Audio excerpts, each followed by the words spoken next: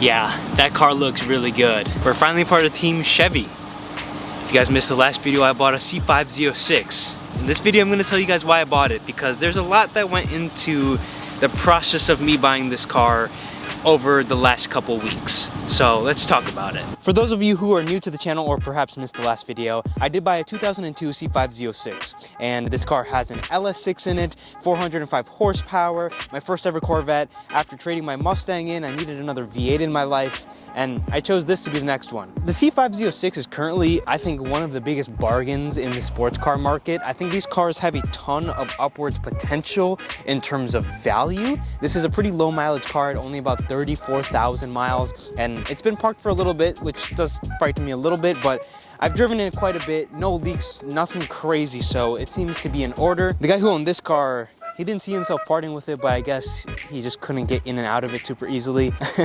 Kind of a classic Corvette owner cliche that they get too old for the cars and then they can't even enjoy them themselves. But I was searching for a C5 for a little bit, specifically a Z06. Now the reason my search led me to a Z06 compared to the regular C5, I think the regular C5 is a nice example with a manual, low mileage V8 car, has some upwards potential. I might get a little flack for saying this and calling them base models, but the base model C5s have a removable Targa panel. Now obviously this is Z06. The Z06 is a fixed roof coupe. The fixed roof coupe came in the Z06, but also a very rare and low production model came with the fixed roof coupe as well. Now Chevy made those as a luxury version of the Z06, which in my opinion, why would you want to get rid of the Targa top to not get any performance benefits? So those cars trade for equal equivalent to what a Z06 would trade for.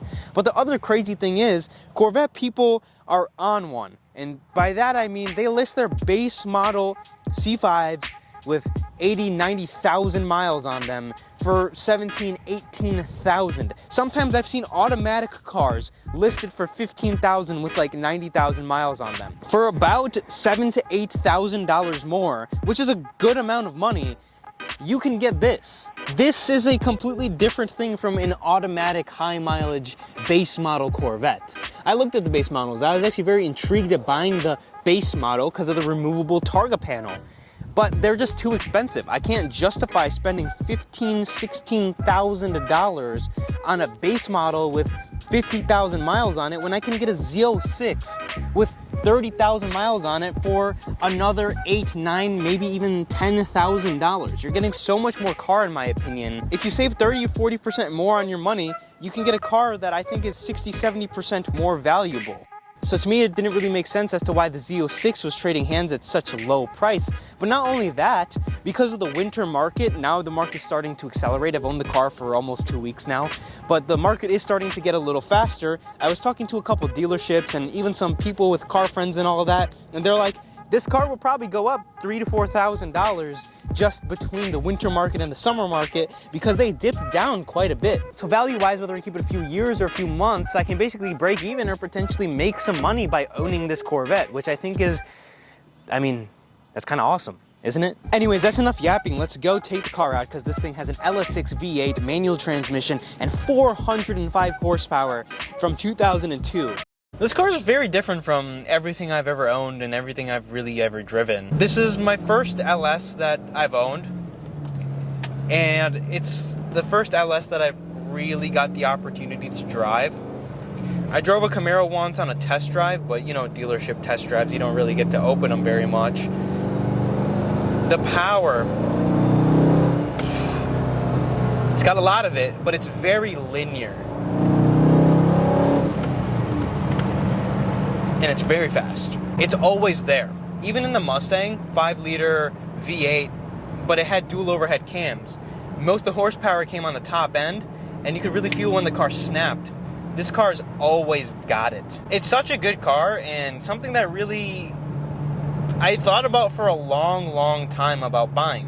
I thought about adding one of these to the collection, not a Z06, but the regular base model Targa, before I even sold my Mustang, and I thought about owning both at the same time because this is such a great looking car, but also a great performing car. Everything's gotten so expensive, including the Z06s and even the regular C5s. I know you could pick up a Z06 sub $20,000 not too long ago.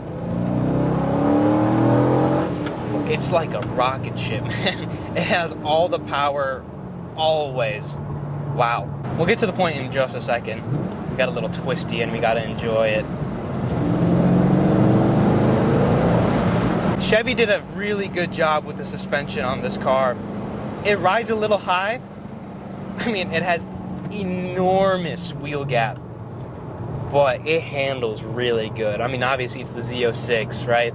It's the track variant, the monster that it's meant to be from the factory. But getting back to the point, you could have bought these cars sub $20,000 for super nice ones not too long ago. But the days of cheap cars are kind of gone.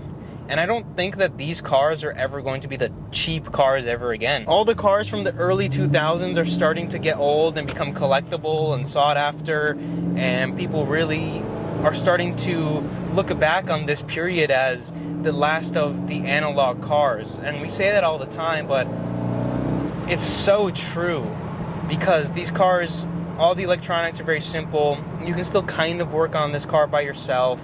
All the new stuff is so complicated that it's almost impossible to work on anything yourself. It's the most simple and most complicated you want a car to be, just to enjoy it on a weekend basis or a semi-daily basis. Something you can work on yourself, something you can just get in and just drive. How is this a 25-mile-per-hour zone? It's open country. I said, I'm pretty sure I'm going to like this car more than I think I'm going to like this car. And that's very true. I really, really like how this car drives.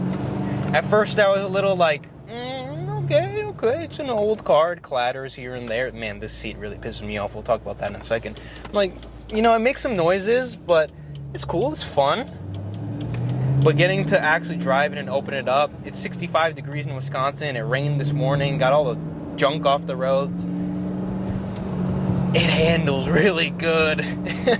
It's a really good car. The one thing I was talking about is the seat. The bushings in these seats are bad. Just like every other C5 in car from this generation, they rock back and forth quite a bit. But for now, I mean, I just wanted to talk about how good this car is and the actual reason as to why I almost impulse bought one of these. And by impulse buy, I don't mean like, oh, I just saw this car for sale and I just did it. I kind of like a week before was talking and I'm like, well, I have some money left over from my Mustang. And I don't really know what to do with it. I kind of want to buy a car that I can get in and out of semi-reasonably.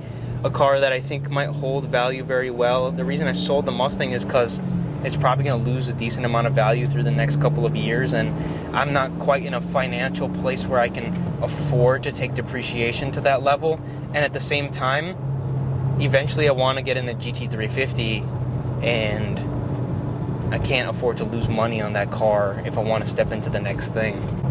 Man, it's such a shame that people park these cars, though. It drives so well. For any old person who's watching this video who owns a C5 or C4 or a Corvette in general, go drive it. Because when you die, you're going to be dead and you're not taking it with you. Now, if I had to choose between this or my Mustang, I'm still taking the Mustang. But I've been wearing these Corvette shirts for years now because Chevy gives them for free every single year. And people always roasted me because I used to wear these shirts in my Mustang. But we're officially part of Team Chevy now.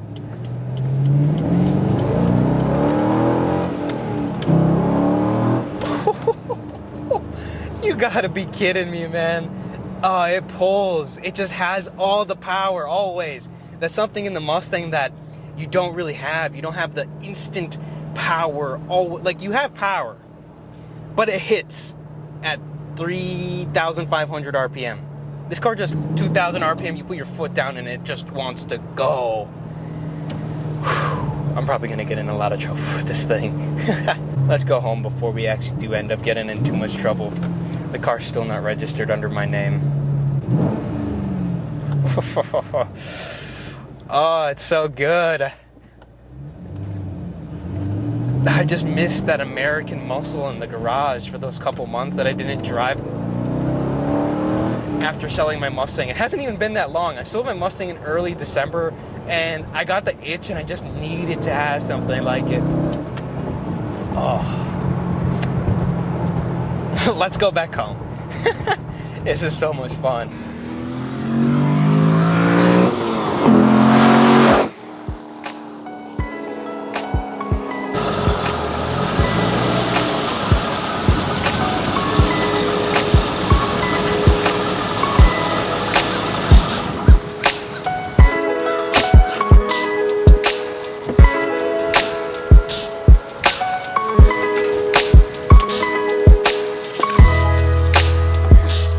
Yeah, that's a fun car.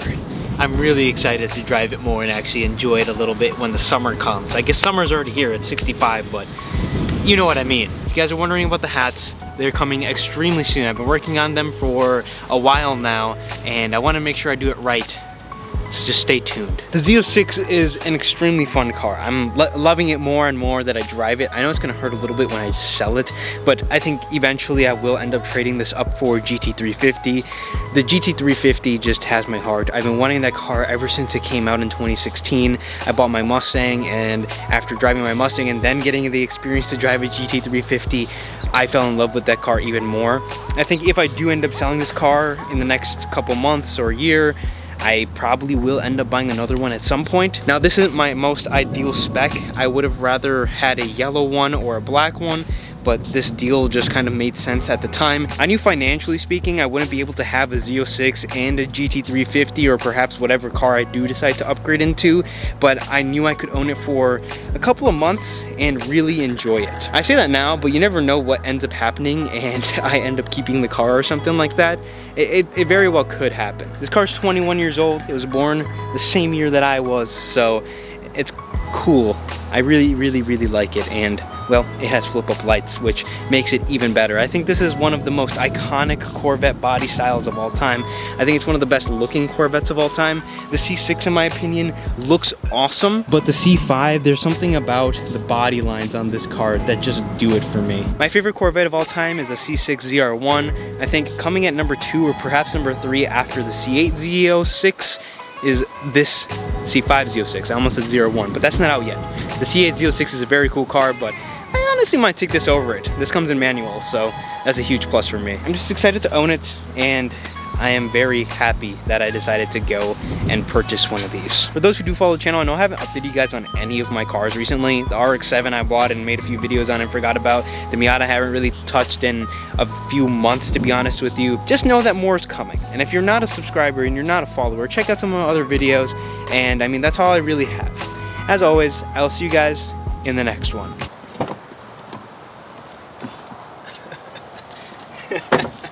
Ow. Let me get this goddamn mic on.